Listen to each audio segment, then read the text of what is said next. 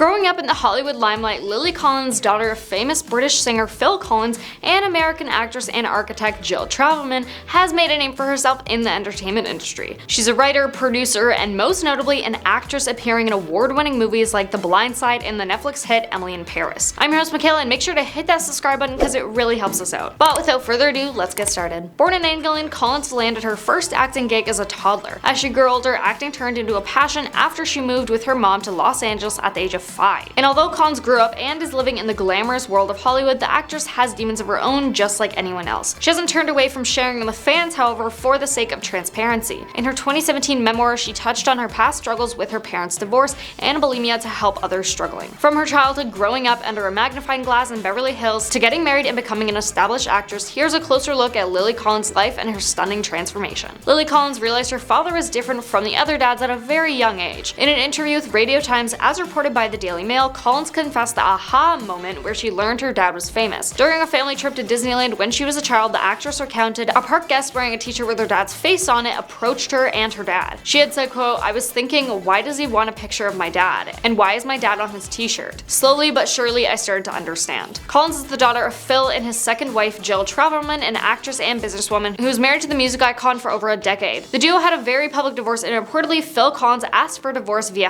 fax. Years later, in 2016, the singer later shot down that rumor in an ABC News interview. At 2 years old, she appeared in the BBC sitcom Growing Pains, according to The Guardian. Collins landed the role, she told the outlet, through some connections with my grandmother or something like that. In an interview, Collins attributed her love of acting with her childhood bedtime stories. My mom and dad would read books to me before bed, as a lot of parents do, and I would just kind of disappear in this dream world in my head of what the movie would look like, she told the outlet. With such a close proximity to Hollywood, Collins was able to explore more of the entertainment industry and, in her teens, became a columnist for a teen magazine and a socialite, even making a cameo in MTV's The Hills. Lily Collins then started struggling with an eating disorder as a teen. While on the Make It Rain podcast in 2021, the actress shared with host John Smith that she'd relied on therapy over the years to help her manage it. She shared that she felt that therapy helped her, quote, "get to the root of why I allowed those darker thoughts to dictate how I live my life and what I did or didn't eat and just the restrictions I put on myself." While she didn't specify what those thoughts were, she said they occurred more when she was younger and they don't apply to her anymore. Collins, however, went even deeper into her previous eating disorder in an earlier interview in 2017 with Harper's Bazaar and opened up about her triggers. "When I was younger, I wanted to reach this image of what I thought perfection was, and I equated that with what you see in the media." Collins said her eating disorder began in high school and that it took getting older and more mature to recover. Although Collins admitted she's still in recovery, she said that she doesn't let her past eating disorder have control over her. Before acting became her world, she dreamt of being a journalist and acted on it for a little while. In a 2019 interview with The Guardian, Collins confessed that when she was younger, she wanted to become the youngest ever talk show host. To achieve that, she wrote for a handful of publications like Teen Vogue and Elle Girl, and reported on the 2008 presidential election and Barack Obama's inauguration for the children's network Nickelodeon. She then took it a step further and enrolled at the University of Southern California to study broadcast journalism. However, Collins dropped out her sophomore year when she landed her first ever movie role in The Blind Side, launching her acting career completely. But Collins didn't give up on her love of writing and journalism, at least not completely. In 2017, she published a memoir called Unfiltered, No Shame, No Regrets, Just Me. While speaking to Shondaland in 2019, Collins expressed that writing is still important to her, despite focusing on acting. "One of my favorite subjects in school was English and literature," Collins said, adding, "I also love journalism. For me, writing is just a way I get to explore that while still acting. I never wanted to fully close the door on journalism." While many actors struggle to find a solid role at the beginning of their careers, Lily Collins got a chance to play Sandra Bullock's daughter in 2009's The Blind Side, her first ever movie role. The Oscar-nominated movie would help launch her acting career, and she'd go on to star in films like Mirror Mirror and plenty of Netflix projects from Extremely Wicked, Shockingly Evil and Vile, based on the true story of Ted Bundy, and To the Bone. Speaking to the outlet, Collins described the experience of landing the role in The Blind Side as pretty wild, adding,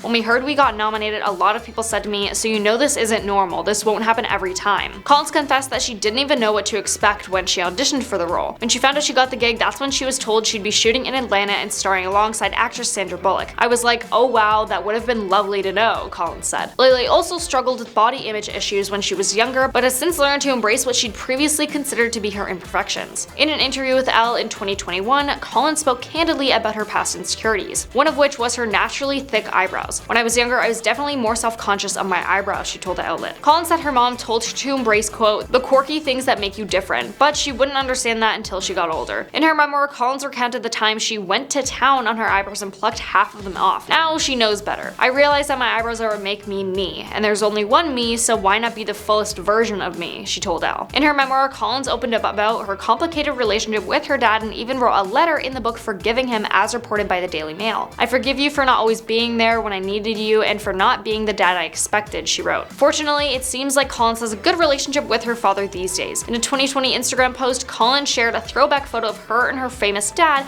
and thanked him in the caption for, quote, "instilling in me the passion to be creative." Now Lily doesn't take just any acting role presented to her. Remember, she started when she was 2. In an interview with Shondaland, Collins shared that she gravitates towards characters she believes will, quote, "teach me a lot about myself and that will challenge me." A challenging role for her was in 2017's To the Bone, which centered around an anorexic woman named Ellen struggling with and slowly recovering from an eating disorder. In an interview with USA Today, Collins, who suffered from anorexia and bulimia when she was younger, got into character by losing weight. "I personally knew that this was something I needed to do to tell this story," she told the outlet, adding, "I wanted to be able to best exert my experiences on Ellen by going to the lengths I felt comfortable going to as an actor." Then when the script for Emily in Paris landed on her lap, the actress knew she had to accept the role of Emily. The overall tone of Emily in Paris was something that I'd been wanting to find for a long time. "It's been hard when it comes to romantic comedies," she told Vogue. The Netflix series, which premiered in 2020, aired its second season in December 2021. Centers around Emily, played by Collins, an American fashionista who moves to Paris to work at a marketing firm but doesn't understand much about French culture or speak the language. It was a dream job for Collins, who said so while appearing on Live with Kelly and Ryan when the first season premiered in 2020. She noted that she was also grateful for the opportunity to have been there in France as a local for 4 months. Collins often shares behind-the-scenes photos on Instagram with her fans while filming. One post showed Collins sitting in the producer chair and the caption read,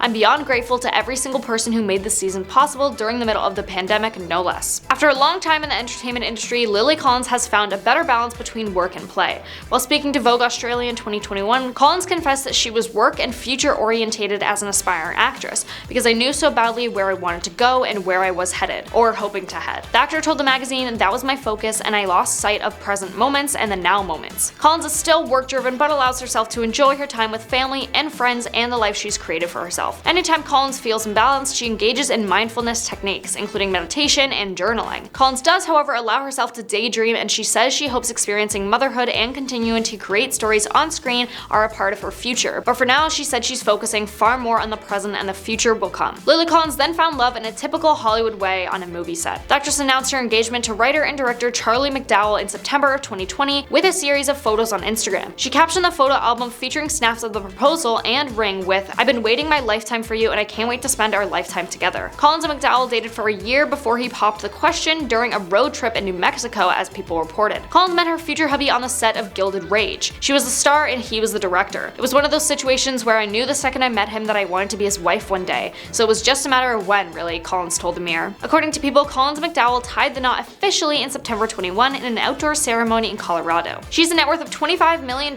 and together with Charlie, they snagged the Case Study House number 10 for $3.9 million.